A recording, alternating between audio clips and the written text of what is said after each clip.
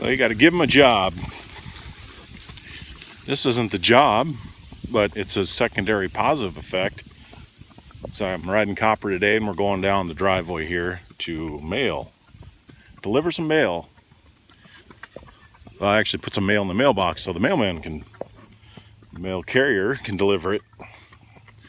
And secondary positive thing that happened is these horses finally came down here to eat this tall grass. Well, I guess they're just gonna run around, but at any rate, they'll settle in and eat. They've been up, this is just a temporary paddock, and they were way up there, and they, just like us, why would I go that far to eat when there's stuff right here, and they chew that down to nothing. So you can see that's belly high grass, but that was just a secondary effect of Copper and I going down here. Gave them some confidence or something to come, but these horses work so much better, people too, when you give them a job that they can understand it.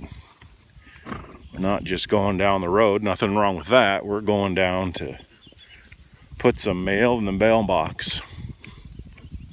So important to give them a job. No job is too small, I found.